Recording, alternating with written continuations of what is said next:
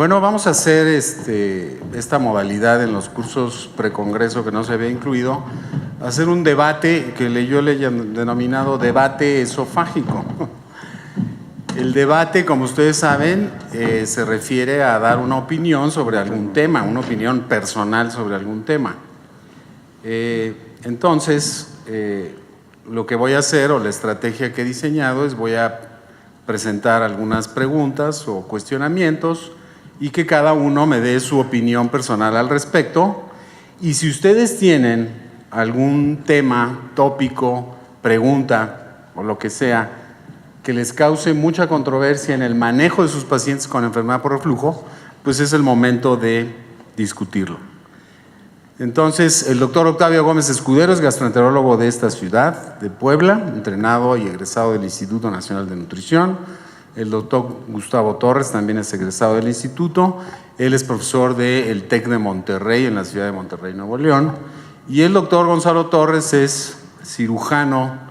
Él es quien hace todas las funduplicaturas del Instituto Nacional de Nutrición y es un experto también en acalasia y cirugía bariátrica, de tal manera que tenemos 3 gastroenterólogos contra un cirujano. Un poco disparejo, pero se puede equiparar aquí en la audiencia.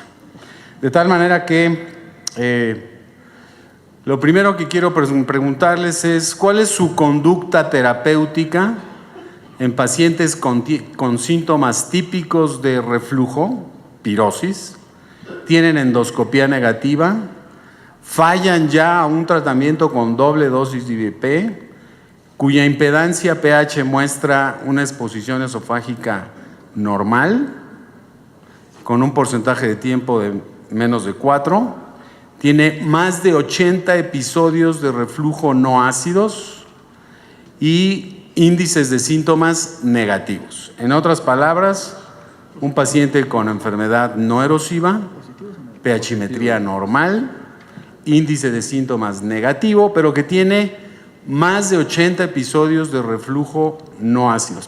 Positivos. Los índices de síntomas son positivos, tanto el PAS como el índice de síntomas. Y tiene una cifra anormal de episodios de reflujo no ácidos. En otras palabras, los síntomas del paciente de la pirosis correlacionan con reflujo no ácido. Entonces, André, do you want to take the... I would treat this patient as if it were a patient with a positive acid reflux. You're saying the patient's symptoms are not caused by acid reflux, but I would bet that the majority of this patient's symptoms are still caused by acid reflux that persists during the treatment with the PPI. You have the acid pocket phenomenon, and it's very difficult to completely block postprandial acid secretion. But that's a long story. I would just optimize the PPI, add ranitidine if necessary. How do you optimize the PPI? You should take care that she takes it at the right moment, before meals, and twice a day. She's very good at taking the PPIs before meals. She has a very good adherence to the treatment. What else? Well, we could add... Did you change the PPIs? Usually that has already been done by the time they see us, but yes, you can make a change. There's no science for that, but you can do that. And then if that doesn't help, you can add ranitidine or add alginates. But the prediction is that it will not help. But I will try that first. ¿Algún otro comentario? Sí, bueno, comentabas que los índices de síntomas son positivos para reflujo no ácido y no para reflujo ácido. O sea, los corrieron para los dos. El consenso de Porto también dice que los reflujos no ácidos se deben de medir en forma manual, ya que el análisis automático puede darte un número mucho mayor de episodios de reflujo no ácido. Entonces, como decía el doctor Esmeda, lo primero es asegurarse de que el paciente está tomando el medicamento en forma adecuada antes de decir que hay falla de tratamiento. Y 2, medir en forma manual los reflujos no ácidos por pHmetría e impedancia para asegurarte de que no tienes un número mucho mayor. Si ya sabes que tiene reflujo ácido, que tiene una endoscopia normal, es decir, es enfermedad por reflujo no erosiva con índices de asociación positivas y falló al tratamiento sabiendo que está tomándolo bien, una alternativa podría ser cambiarla a otro inhibidor de bomba de protones. Sabemos que todos son equiparables, pero hay algunos pacientes que mejoran más con alguno que con otro, ¿no? Ese sería el primer punto. Gustavo, en Monterrey, ¿qué haces con eso? ¿Tienes estos pacientes? Pues sí, yo creo que es de lo que vemos con mucha frecuencia, digamos, es los pacientes de todos los días y bueno, a veces aparte de cambiar el inhibidor de la bomba de protones, podemos agregar un bloqueador H2 y si el paciente, no sé si en este caso tenga síntomas de retraso en el vaciamiento gástrico, a lo mejor pudiera ayudar un poco utilizar un procinético. Pero por lo que entiendo, este paciente tiene suficientemente bloqueado el ácido como para quizás agregar otra cosa no tenga mayor éxito. Entonces, una posibilidad es ofrecerle algo endoscópico o quirúrgico. ¿Cuál es la probabilidad de que un paciente que no ha respondido a doble dosis, que toma apropiadamente el IVP, que se apega bien al tratamiento, que tiene reflujo no ácido, cuál es la probabilidad de que responda a una optimización de la terapia con antisecretores, con alginatos? Es baja, o sea, 30%. Bueno, le paso la palabra al doctor Torres, que se está sobando las manos, ¿verdad? Porque él es cirujano y bueno, ¿operas a los pacientes que tienen esta condición, Gonzalo? Digo, aquí lo que se ve es que este paciente claramente tiene anormal el reflujo no ácido, o sea, tiene más de 80 episodios de reflujo no ácido, es patológico, o sea, normal, con un índice de síntomas positivos. Entonces, pareciera que el IVP que está tomando le está funcionando, o sea, no haya sido detectado, pero el paciente no sé si haya tenido mejoría de los síntomas o no, o simplemente cero respuesta, porque también es muy importante decir no respondió nada a que tiene un alivio parcial de los síntomas. No responde. O sea, si es un paciente que no tiene respuesta a IVPs, o sea, no hay que considerarlo para cirugía. Un paciente que tiene cero respuesta a IVP, lo más posible es que sus síntomas no sean por reflujo.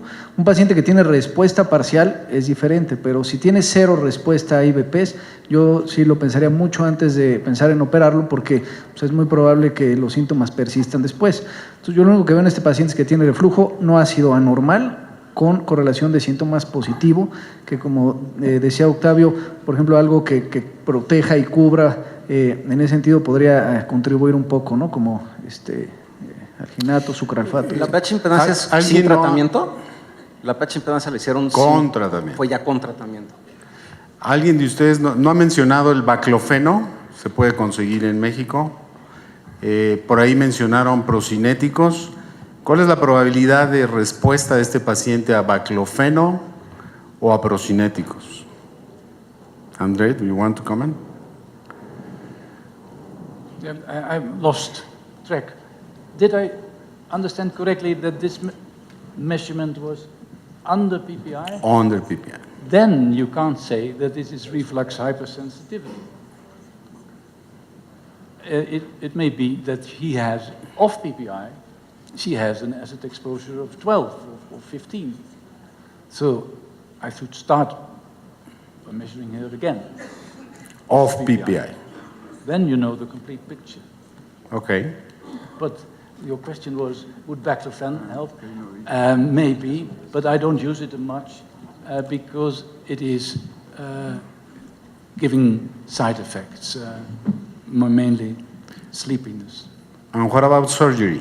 Fundoplication. Yeah, if it is a typical case of reflux hypersensitivity, so this measurement was off PPI, we have the same numbers, and I am convinced by looking at the symptom association study that she really has typical symptoms, and they are positively related, and she doesn't have other symptoms, like a functional dyspepsia, we would consider her for fundoplication. You doing a clinic together with a surgeon, we sit side to side, and we agree. And what about endostim?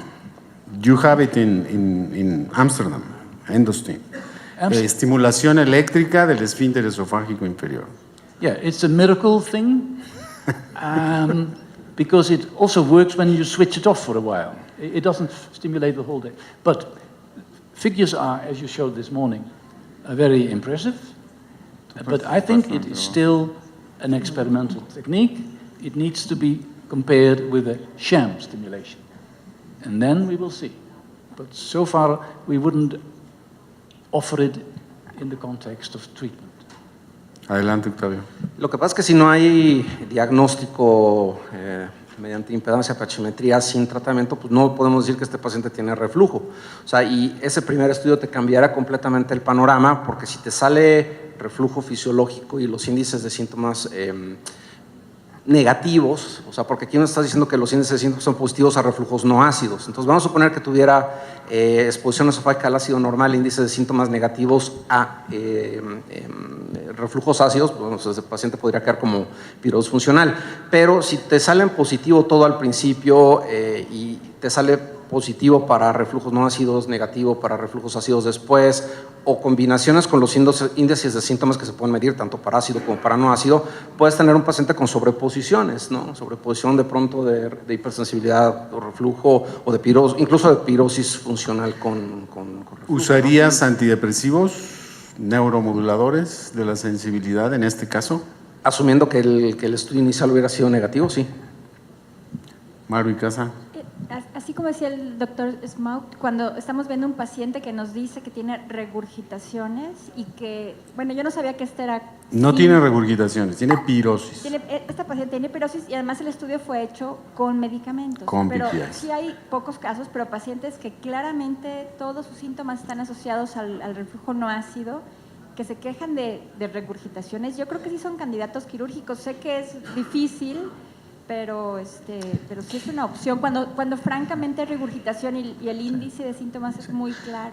Un comentario, ¿puedo? Bueno, no, aquí, antes de que pasemos. Mira, Maru, estos son 3 enunciados de 3 consensos diferentes. Quiero que opinen ustedes.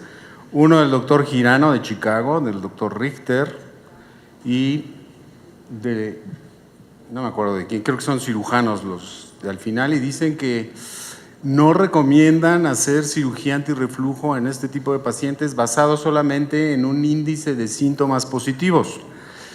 Yo quisiera preguntarles cuál es la evidencia que apoya que debemos operar a estos pacientes o que no debemos de operarlos.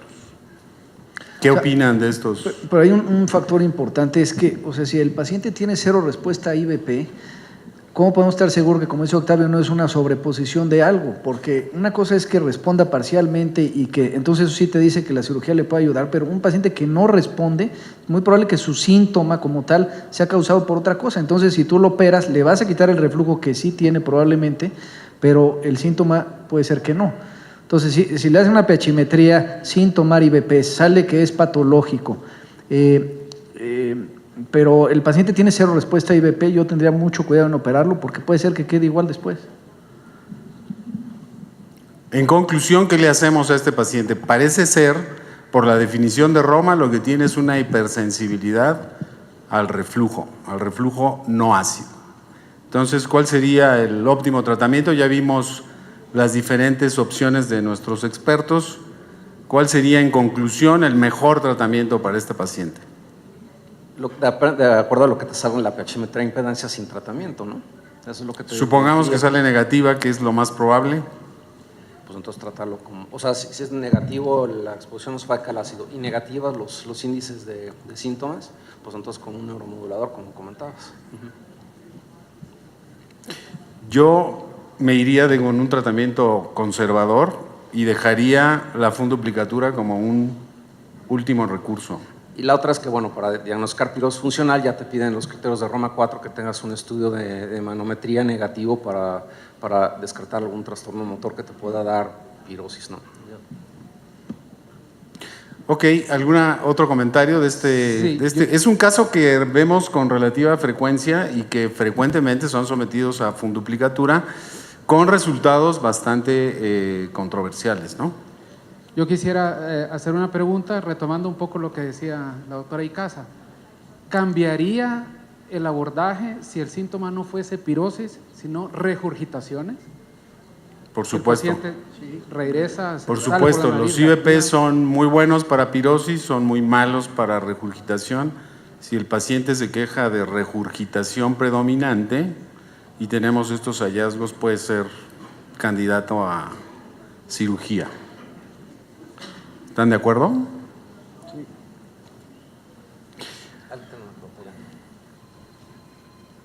Un pediatra. Gastroenterólogo. Uy, ya pediatra. ya nos metemos en No, problemas. ¿sabes qué? Vine a aprender de ustedes. Sin embargo, en este tipo de casos, nosotros pensaríamos inmediatamente en una alergia a proteínas de algún alimento. Es muy frecuente. Les dije en que íbamos a pediatría. estar en problemas. Pues, básicamente ese es el comentario. Ok, el mensaje es: estos síntomas pueden confundirse con una alergia alimentaria. Muy bien. Vimos en el transcurso de la mañana que hay pacientes que tienen endoscopías negativas, síntomas típicos, y tienen una exposición esofágica al ácido en las pH-metrías o pH-metrías impedancias entre 4 y 6%. Y el consenso de Oporto nos dice que esto es una zona gris, estamos en un terreno equívoco, podemos tomar decisiones inadecuadas. Entonces, ¿qué hacer cuando tenemos pacientes que tienen síntomas de reflujo, pH-metrías normales definidas por el consenso de Oporto entre 4 y 6%? Antes, si teníamos 5%, pues lo considerábamos que era un reflujo anormal y lo tratábamos como enfermedad por reflujo. Pero hoy el consenso de Oporto nos pone esta zona gris de 4 a 6%.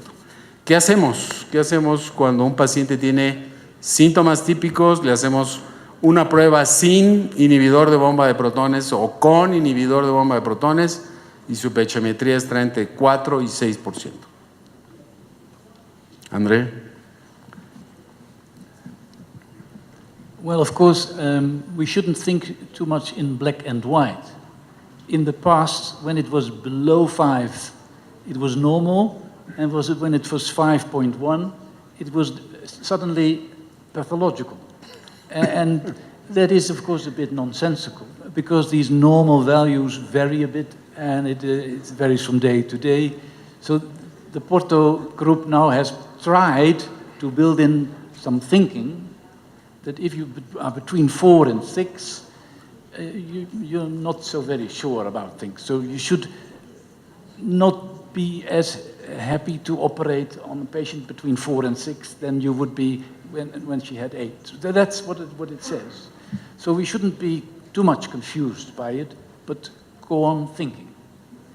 El doctor Smaut en la plática anterior ya nos dijo que él no usa la impedancia basal, no usa el PSPW, que es la peristalsis inducida por un episodio de reflujo, pero utilizarían o ayudaría en estos casos la biopsia esofágica. Otros estudios, ¿qué harían con pacientes con estos resultados? Que también son muy frecuentes. Yo lo que hago es, sí he estado revisando las impedancias basales y también considerando el número de episodios de reflujo. ¿Y si son positivas? ¿Qué haces? No necesariamente quiere decir que los mando a operar. No, pero ¿qué haces si salen positivas? Bueno, le hago el diagnóstico de reflujo. Diagnosticas reflujo y tratas como reflujo. Sí, con medicinas. Ok. Octavio, ¿tú qué haces? ¿Lo estás midiendo? ¿No lo estás midiendo? Sí, sí. ¿Qué valores son o cuáles son los que te predicen respuesta a tratamiento? El consenso de Oporto lo dice, de todos los valores que utiliza el compuesto de Demister, que son exposición esofágica al ácido total, de pie, recostado, el número de episodios totales de reflujo, los reflujos prolongados, etcétera. El único que te predice respuesta a tratamiento es la exposición esofágica total al ácido. Esa es la razón por la cual ellos proponen que ese sea el parámetro que se tenga que utilizar para diagnosticar reflujo patológico.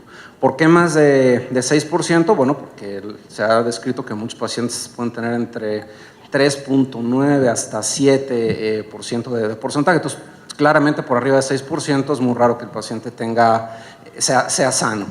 De los otros parámetros, la impedancia basal, comentaban, si está baja, correlaciona con exposición esofageal al ácido, pero también a estasis prolongada, a calasia, incluso esofagitis eosinofílica, o cualquier paciente que tenga una enfermedad de tejido conectivo donde está afectado el esófago, te va a dar una impedancia baja. El otro parámetro, el de índice de postdegluciones, no se debe utilizar como diagnóstico, es una prueba complementaria. Biopsia esofágica, de eso se han dado muchas vueltas para arriba y para abajo, es para documentar metaplasia intestinal y esofagitis eosinofílica, y si hay algunos cambios que te pueden, se pueden asociarse más a reflujo, pero lo que te dice el consenso de Porto es esofagitis grado C o D, en el caso de endoscopía. Y aquí el que te faltó son los índices de síntomas, ¿no? Si los dos índices de síntomas son positivos, entonces una mayor probabilidad de que respondas al tratamiento, que en el parámetro no te hablan nada si ha respondido o no el paciente, ¿no? Ok, pues entonces, ¿sí? Yo le haré una cápsula Bravo para aumentar la sensibilidad de diagnóstico, repetirle el De estudio 48 o de de 48 a 92 96 horas. Es una buena estrategia. Bueno, el siguiente tema de debate o controversia, efectos colaterales de IVPs. Prácticamente hay un boom en la literatura de cada día o cada mes sale un efecto colateral de los IVPs. ¿Es mito o es realidad? ¿Debemos tener guías para suspender el tratamiento con IVPs? André, ¿qué haces en tu práctica clínica cuando un paciente se cuestiona el uso prolongado de IVPs por efectos adversos? Well, I usually say that it isn't so bad as the literature and especially the lay press suggests. Most of the so-called side effects have been, in later studies, be withdrawn. And so if you really need a PPI, it's a very safe drug. And, but if you don't need it, that's a different, then you should go off. But usually I try to mitigate the fear that some patients have about all the bad things that can come of a PPI. Gustavo, ¿es mito o realidad los efectos adversos de los IVPs? Bueno, la realidad es que los pacientes ahora llegan y te cuestionan eso. Entonces, lo que yo pienso y hacemos es lo mismo que comentaba el doctor Asmao. Si el paciente realmente requiere el medicamento, pues entonces se lo damos a la menor dosis que sea suficiente para quitarle los síntomas. Y no dudo en mantenerle la dosis suficiente. No se los quito. Entonces el mensaje es: no debemos de preocuparnos gran cosa acerca del uso crónico de los IVPs. Gonzalo, ¿lo usas tú como argumento para operar a tus pacientes que ya no usen IVPs? No. Eso todos los cirujanos lo utilizan. No, definitivamente digo, son poco frecuentes, la asociación realmente demostrada es con pocos. Yo igual dejo al paciente, si lo necesita, que lo tome y le explico que es muy poco frecuente si el paciente te lo pregunta. Y finalmente, tú mismo, ¿cuándo y a quién operas de cirugía antirreflujo? Bueno, por ejemplo, pacientes que tienen obviamente síntomas de reflujo con hernias hiatales grandes, pacientes que tienen, y digo, todo esto primero en pacientes que tengan diagnóstico objetivo de reflujo, es decir, que tengan una pH-metría alterada o datos de esofagitis o alguna otra consecuencia de reflujo por endoscopía. O sea, nunca operar a un paciente cuando no hay evidencia objetiva de reflujo. Partiendo de esto, pacientes que tengan hernias grandes, que tengan una respuesta parcial a IVP, es decir, que mejoren en cierta forma sus síntomas, pero que persistan, por ejemplo, sobre todo con regurgitación, que la regurgitación no responde muy bien a IVPs, pacientes que no respondan desde el punto de vista de cicatrización, o sea, que tengan esofagitis persistente o que no se cure completamente tomando medicamentos. ¿Qué más? Bueno, pacientes jóvenes con respuesta parcial. Nunca operaré a un paciente que tenga cero respuesta a IVP, definitivamente, porque seguramente va a tener otra cosa además del reflujo, entonces sus síntomas pueden persistir o agregarse algo más. Una expectativa de vida de más de 10 años, ¿no? Una expectativa de vida, claro, más de 10 años. Obviamente, si tienen hernias grandes, que muchas veces en pacientes ancianos, Pues esas hernias paraesofágicas, pues la mayoría de las veces, excepto que haya una contraindicación, son quirúrgicos también. André, ¿cuándo no operar a un paciente de funduplicatura? ¿En qué condiciones está contraindicado operar a un paciente? When there is complete aperistalsis of the esophageal body, when the symptoms, when the symptoms, I was about to say, when the symptoms are not related to the reflux, then I would be very careful, even if there is a hiatus hernia, even if there is esophagitis, because the patient may still have the same symptoms afterwards, or even more. That's about it, I think. Octavio, ¿tú operas pacientes con intestino irritable? ¿Mandas a operar a un paciente de funduplicatura con un intestino irritable moderado o a grave?